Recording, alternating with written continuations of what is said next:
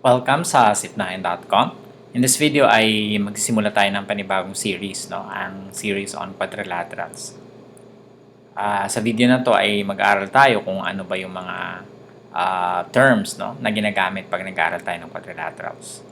So, una yung definition ng quadrilateral. Ano ba yung quadrilateral, no? So, a quadrilateral is a polygon. No? Quadrilateral is a polygon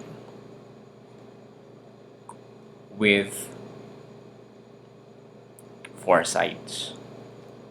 So, yung tatlong figures na yan na nakikita ninyo sa inyong screen, no, ay lahat yan ay quadrilaterals, no? So, pinangalanan natin yung mga quadrilaterals by using letters of the alphabet, big letters. Usually, ang convention natin dyan is malalaking letters talaga yung ginagamit natin to name them, and we name them using their vertices, no? So, A, B, C, D, pwede natin siyang tawaging A, B, C, D or B, C, D, A. Basta magkakasunod yung mga letters, no? Hindi pwedeng B, D, C, A, no? So, dapat magkakasunod. Pwede nating tawagin yung first figure na quadrilateral A, B, C, D. So, the first figure is called quadrilateral ABCD.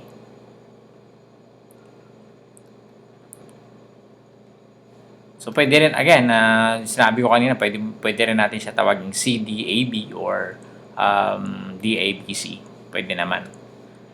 Next, of course, yung parts ng quadrilateral is yung kanyang mga sides, no?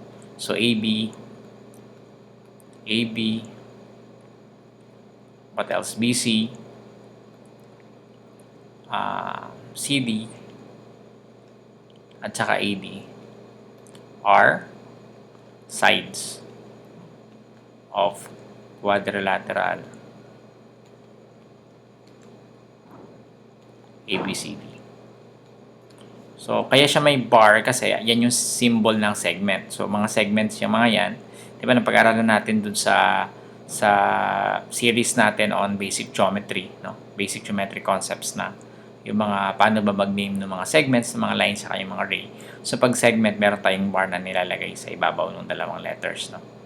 And of course, alam din natin that when we say segment AD, pwede rin natin siyang i-name as segment DA. So, pwedeng baliktad. We are referring to the same segment, no? Yung magkakasunod na segment, ang tawag natin dyan, for example, AB at saka CD. AB at saka BC. AB and BC, no, are consecutive sides. So, magkakasunod. Another consecutive side, pair of consecutive sides are BC and CD. Ano pa? CD and AD or DA, tsaka DA and BC. Pag hindi sila consecutive, for example, itong dalawang side nito, hindi sila consecutive, ang tawag natin sa kanila ay AD and BCR. Ito consecutive sides are opposite. Ina-underline ko yung mga yung mga terms na ginagamit, yung importanteng terms. Opposite sides. So pag hindi sila consecutive, opposite sides sila. AD and BC. So another opposite side is AB tsaka DC. Here ang opposite side natin ay HI tsaka GJ. Okay.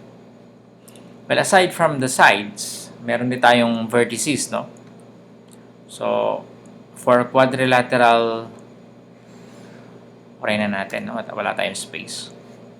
For quadrilateral GHIJ,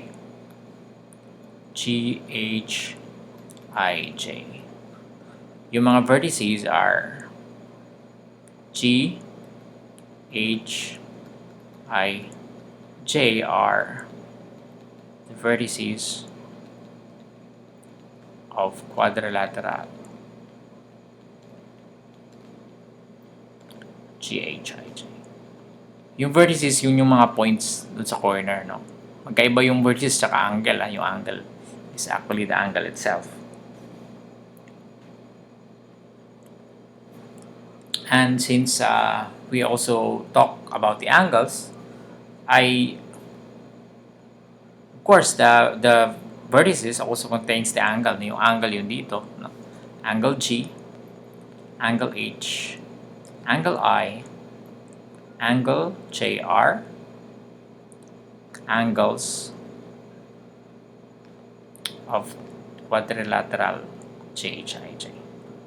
And kung meron tayo kaninang consecutive sides, meron din tayong consecutive angles. And again, of course, siguro alam nyo na yung angle G and angle HR. Angle G and angle H are consecutive angles.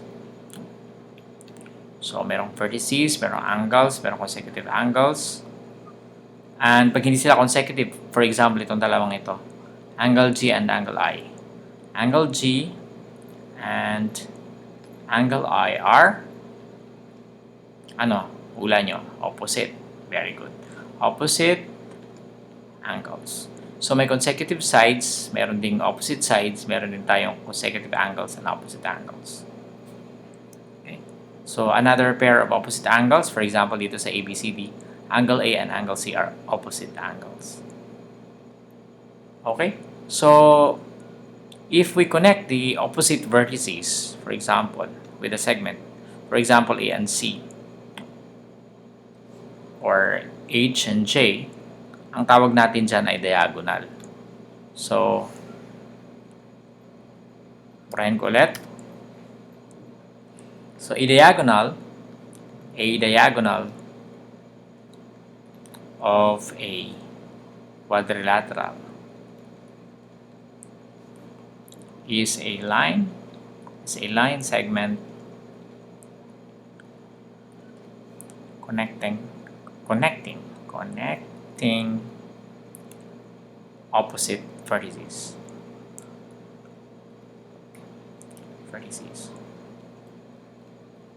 Okay?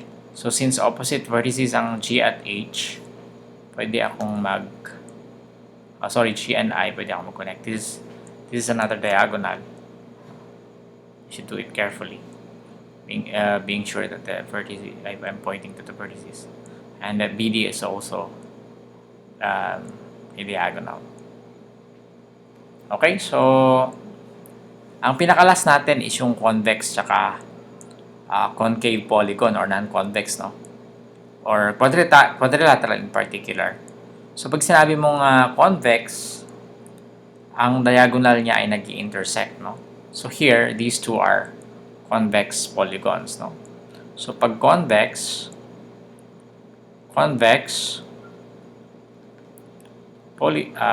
quadrilateral,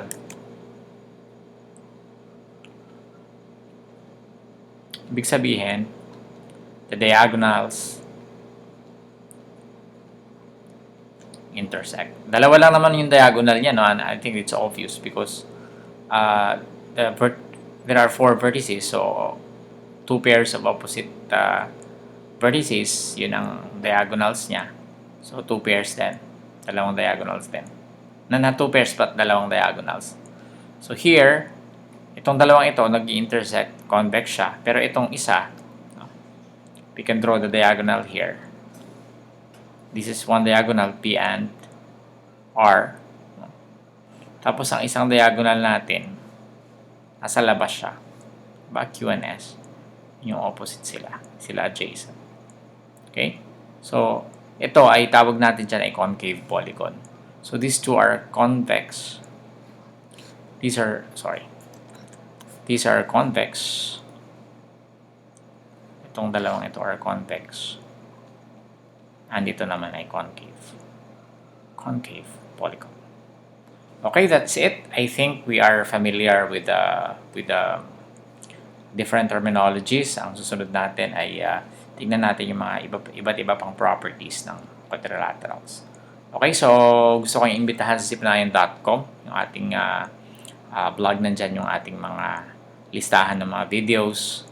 And of course, kung gusto nyo rin mag-subscribe sa YouTube channel natin para every time na may bago tayong video ay pwede kayong ma-inform, no? So, explore nyo lang itong channel na yan, yung Zipnayan, dahil napakaraming magagandang dyan, Sa YouTube maraming mga videos, tutorials. See you in the next tutorial.